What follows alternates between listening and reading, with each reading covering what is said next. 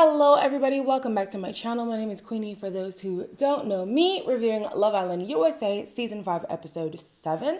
Before I get into it, please make sure to like this video, subscribe and hit the bell, and leave a comment down below. As you'll find out later tonight, there is no episode on Wednesday. Now it sounds like this is going to be an every Wednesday situation.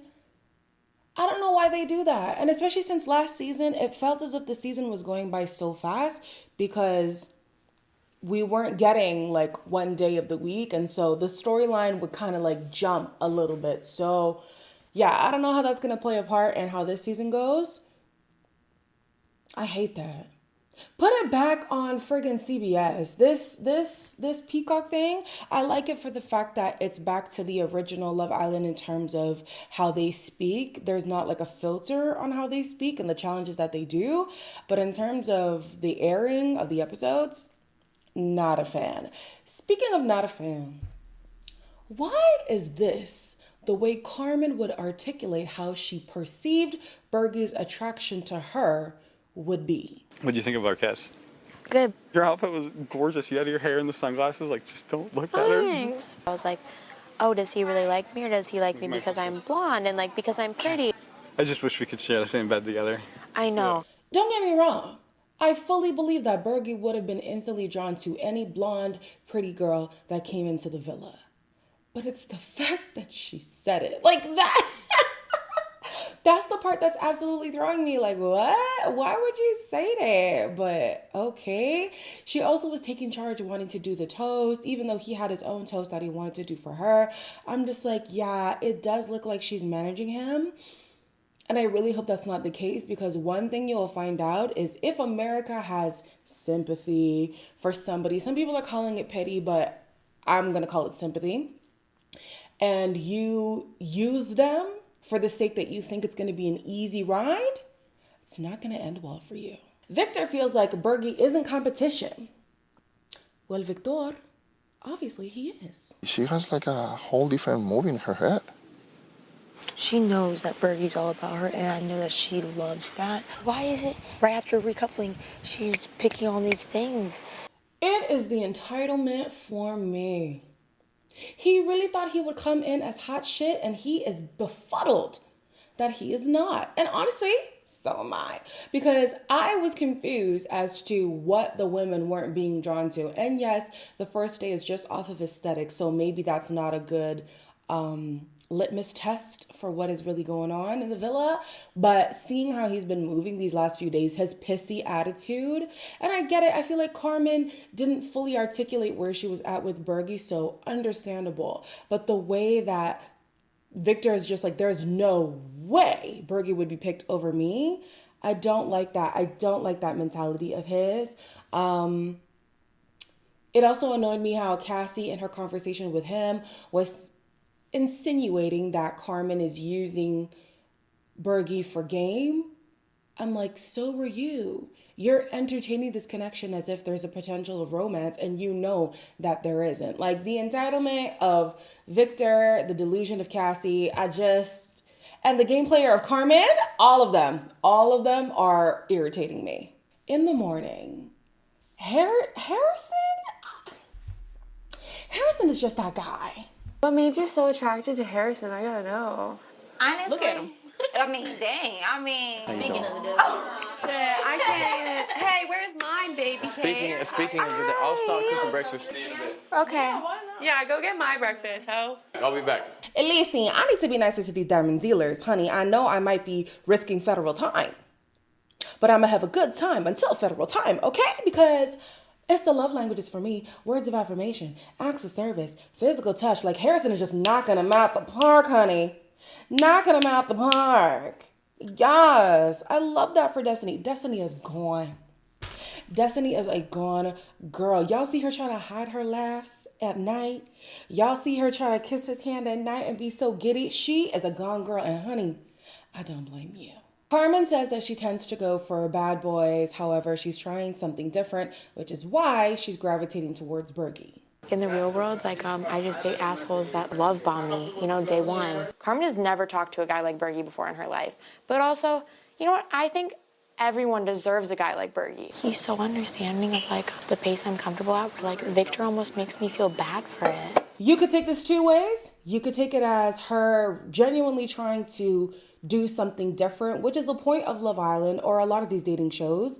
The point is, whatever you're doing in your real life is not working. So come here and do something different that could potentially work.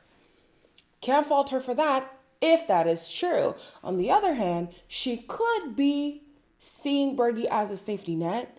And like the way she said, I'm a pretty blonde. I thought that would be, your main attraction to me. If she has that in the back of her mind, she knows that a for sure coupling will always be Bergie.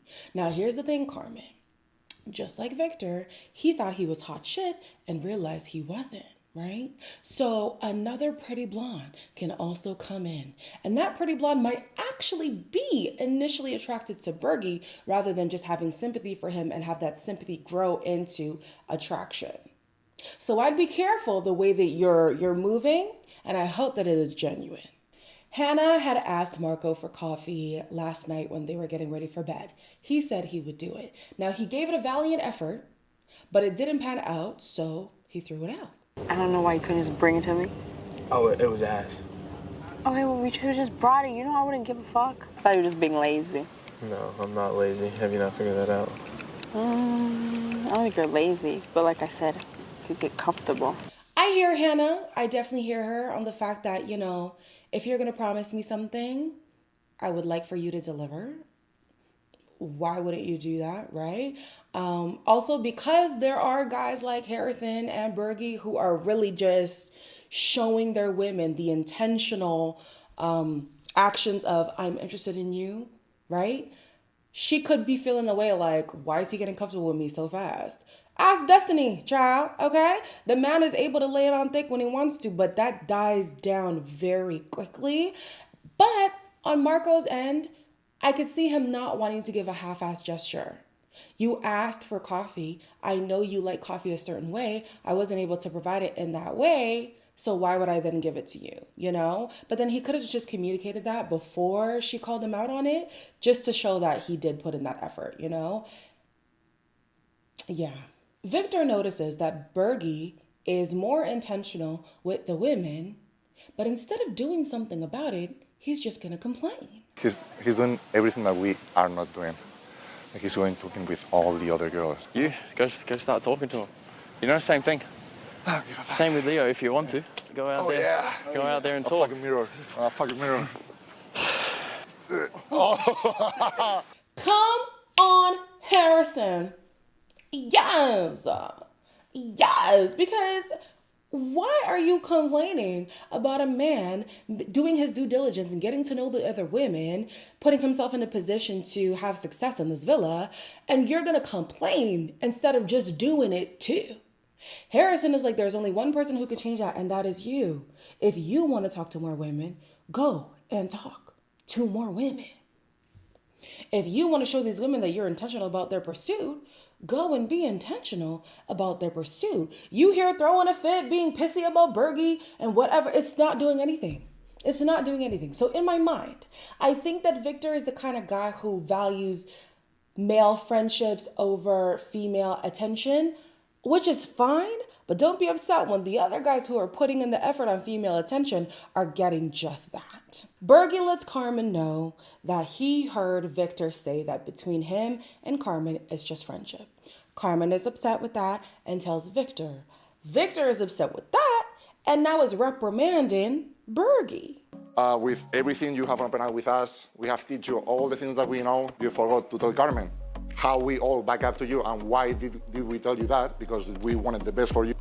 We'll die for each other and all that stuff. And I think you are not one of those. First of all, who the hell gonna die for somebody you met a week ago?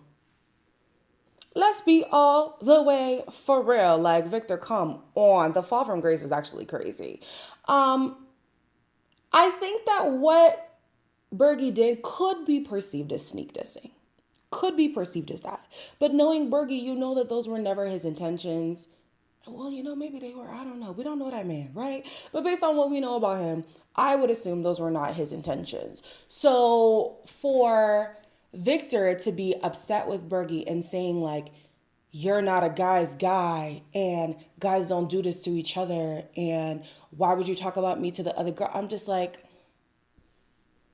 you've been upset with the girl for the past 17 days anyways. So why do you care? Why do you care? Did you want to salvage things with her? No. You've been annoyed at how she's been treating you. So like, whatever. Yeah, I hear him and then I don't. And I don't like the way that he handled Bergie. I don't like the way that he handled it if it was anybody, because do something about it. Like, people talk in this villa. I don't know, like, stop complaining and do some actions. The Islanders play the Mr. and Mrs. game. Not gonna lie to you, I was not interested whatsoever. I don't know who this woman is from Vanderpump Rules, but she mentioned something about knowing who you date is important, so I figured that has to tie with the Scandival situation. Anyways, she lets the Islanders know that the winner of the challenge is exempt from the next public dumping, which I love because, like I said in the first episode, I want the challenges to influence the game in some kind of way so that there's more of an incentive to do well, right?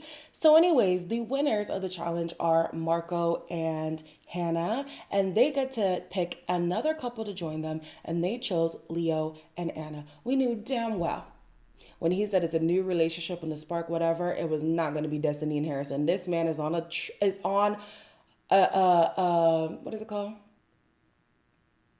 He's on a journey, a mission. He's on a mission to make sure Destiny is out of here. Okay?